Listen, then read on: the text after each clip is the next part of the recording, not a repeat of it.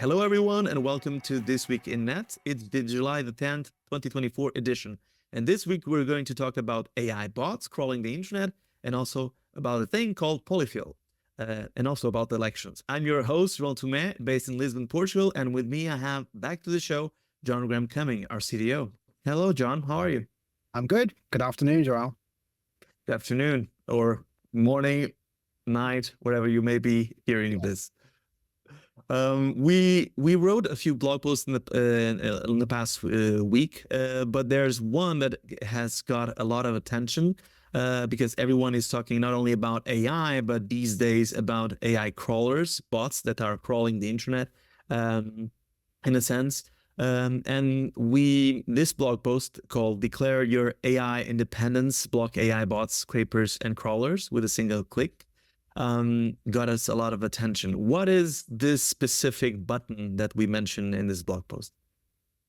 Well, it's a button that says block AI scrapers and crawlers. And what it does is if we identify a bot that is coming to your website that we understand is being used to get content to build some AI model, we will block it. Some bots do that very openly. They state they are a bot for this use. Other bots are pretending to be genuine web users. They're pretending to be different web browsers. But because we do a lot of security around detecting bots for other reasons, we're able to detect those. And so this will block those ones as well. So the idea is that we can block AI crawlers coming to your website so that your content does not get used by them to build large language models or other AI models. And the reason we did this is that a lot of customers are worried about copyright concerns, or more generally about the concern about the things they create as a human being used to create an artificial intelligence.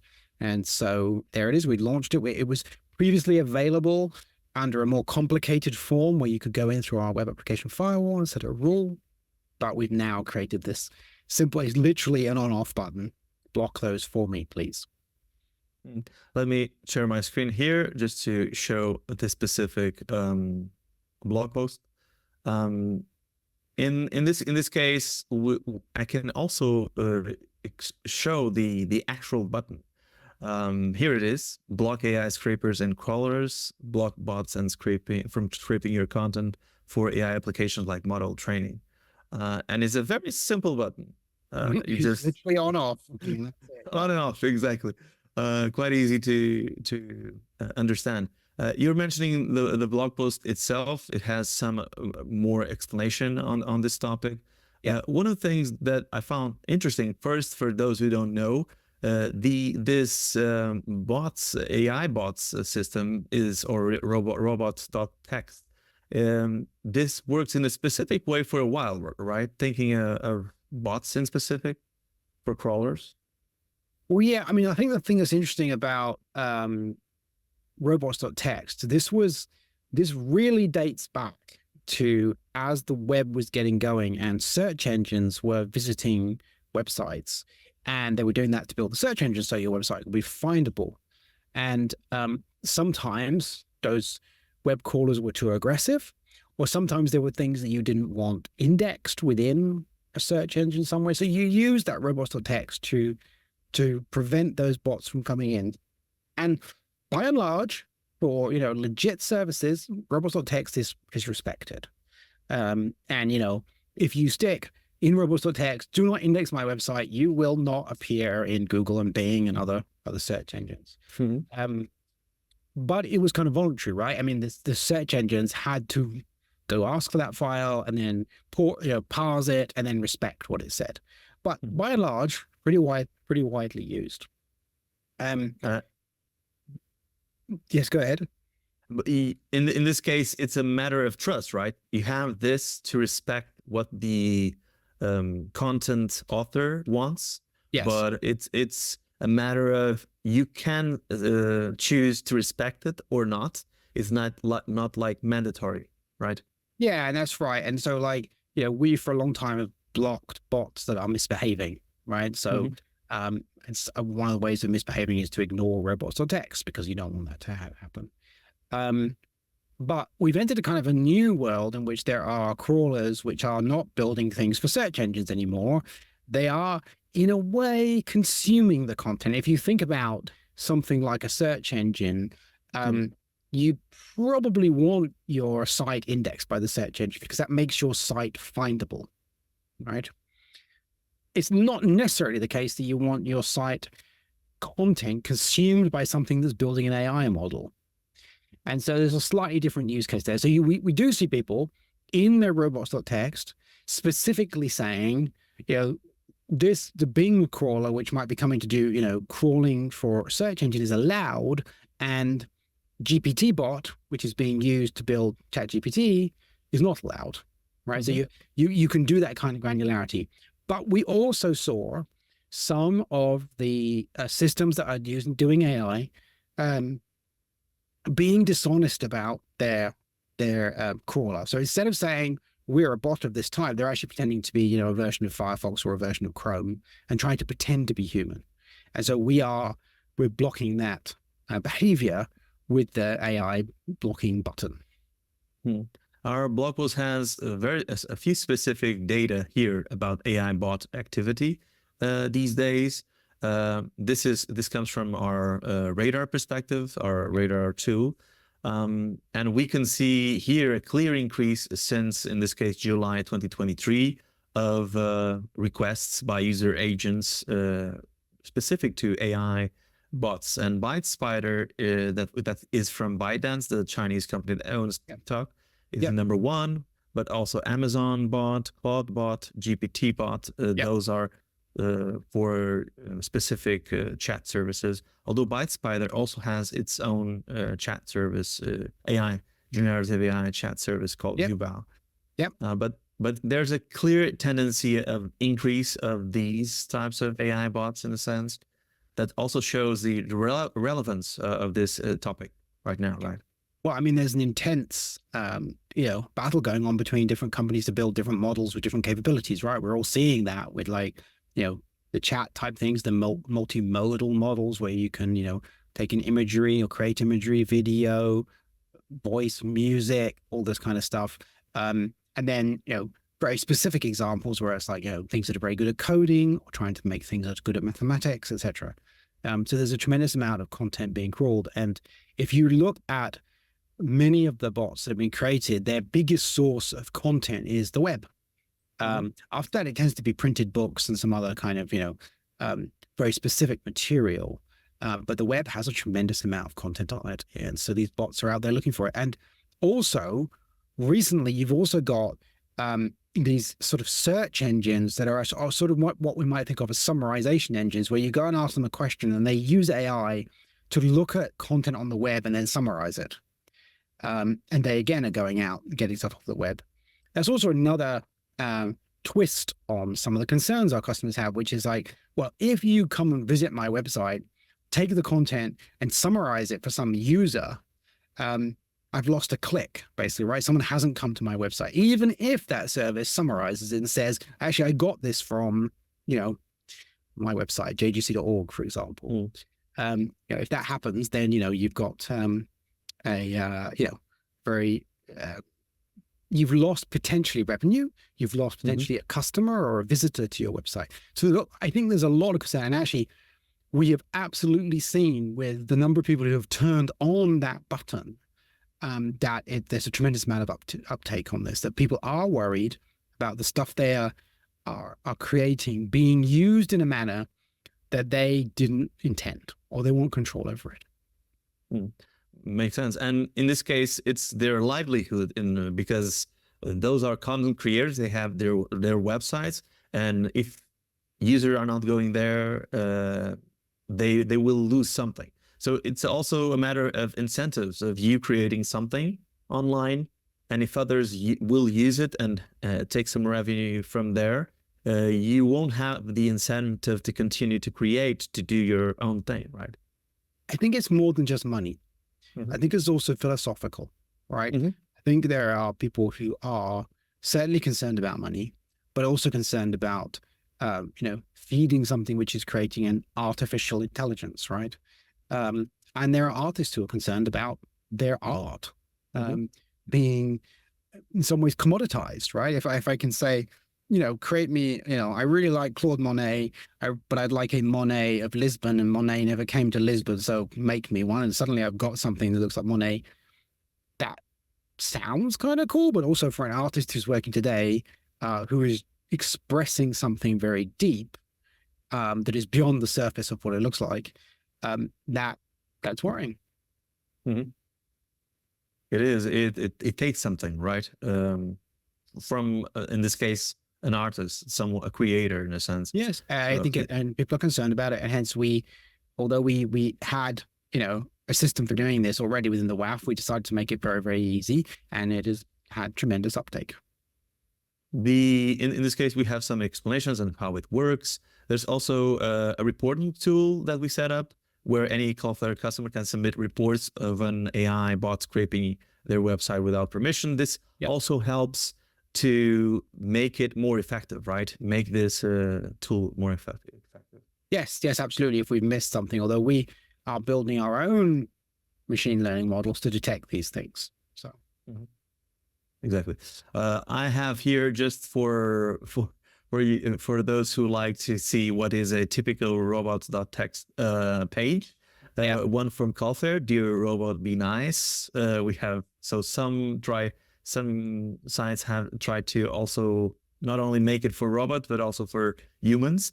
A little more fun. YouTube also has some text, interesting text, a little bit catastrophic text. Google, for example, is much more straightforward. Facebook, Apple, all of these. Nike actually has a logo at the end. Wikipedia has some messages for typical humans, but not necessarily something really nice or cool. And Netflix has a humans one. This is for humans, humans.txt. Yes. To come join us. Exactly. So different aspects here on this topic, which is an interesting one, more and more in this case.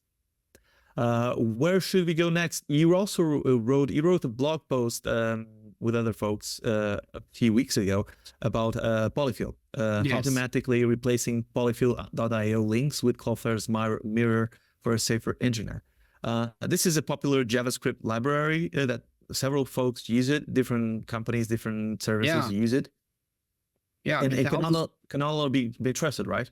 Yeah, this is an unusual situation, right? Because so polyfill, the idea of a polyfill was that the APIs that are used in browsers from JavaScript have varying functionality across different browser versions, but different historical versions. And so the idea of the polyfill was you loaded this polyfill thing, and it made sure you got a consistent API, basically. Mm-hmm.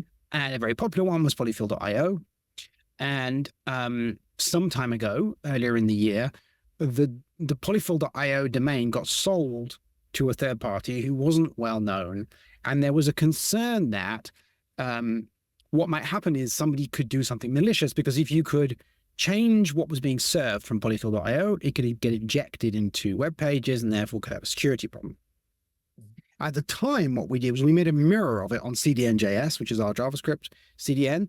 And so you could replace polyfill.io with CDN.js, / polyfill, and get exactly the same piece of JavaScript, but you didn't have the same supply chain risk. Subsequently, what happened was the thing that everyone was concerned about, which is that something malicious would happen with polyfill.io, happened. And when we looked at it, what was happening was, in certain circumstances, some redirection malware stuff was being inserted into into someone else's website. So if you used polyfill.io on your website, was a potential that something got injected. And so, June 25th, this actually happened. It was no longer a theoretical thing. We decided that we would use the power of Cloudflare to actually modify our customers' websites so that if they went polyfill.io, we would change it to cdnjs.cloudflare.com with the polyfill thing. And this was kind of an unusual thing. We had a few times in the past decided something was so severely bad that we would do it for free for everybody. We did it for Log4j, that was very, very serious. We turned on the WAF for everybody. We did it long ago for a thing called shell shock with the WAF. And in this case, we actually used our power of our ability to modify HTML as it goes through our network. We'd look for where it says polyfill.io and actually swap it out and replace it. And that was, it was an extraordinary decision to make that, but it felt like our customers come to us for, one of the things they come to us for is more secure websites, right? Mm-hmm. And it was really on us to make this more secure. This was a serious threat. These supply chain threats are very serious. I mean, we've seen other ones with the XC backdoor. We've seen MageCart stuff before that. It's really important that this stuff gets fixed. And so we rolled this out for free for everybody. Exactly. In this case, it's rolled out for free, but there's some action that the customer should do, right? Well, you should go through and get rid of polyfill.io from your website. So it would be better if you yourself change it to something else. It doesn't have to be CDNGS. It can be another good JavaScript provider. But if you do that, then it will, get rid of any more risk that, polyfill.io is somewhere in your code. But in the meantime, you have protection from us. Exactly. We also have an incident. Not sure if we want to go more deep here. This is the Quad 1 incident on June 27, 2024. This affected a small number of users globally. And this was related to something that sometimes happens on the internet, in this case, BGP hijacking and a route leak, right? Yes. So we've written about BGP lots of times. We talked about it before. BGP is the thing that binds the networks that make up the internet into the internet, right? You've got some network and you say, hey, I'm this network. Let's say I'm Cloudflare. And you can advertise to the rest of the world who you are and where you are and what portion of IP address space you control. So in our case, 1.1.1.1. And what happened was, with two things simultaneously, a hijack. Somebody said, actually, it's me who owns 1.1.1.1. And nothing was a route leak, which is someone's internal routing leaked out onto the internet, which then caused the upshot was a bunch of networks around the world thought, oh, those people over there handle 1.1.1, not Cloudflare, and sent traffic over there. And particularly, 1% of users in the UK and Germany, for example. So what would happen is the resolver would either work really slowly because it was all getting sent to someone else's network and then ultimately forwarded on, or it just didn't work at all. And this is a problem of the internet. We've done an enormous amount to work around this, and in particular, there's a bunch of stuff called RPKI, which is trying to secure when someone says, "Hey, I own this set of IPs." There's a way to cryptographically verify that, and that's now at about 50% of routes are actually protected by that. We're going to keep pushing on that. And if you want to know if your ISP supports that, because it's super important that everybody supports it, you can go to "Is BGP safe yet?" and test your ISP. Yeah, that's a cool site that we have that's around for a while now. It's not a recent one. We started it during the pandemic, actually, because, during the pandemic, the internet went up really another level of importance, right? In terms of we were all relying on it for schooling, for food, for communications, for work, for, staying in contact with loved ones.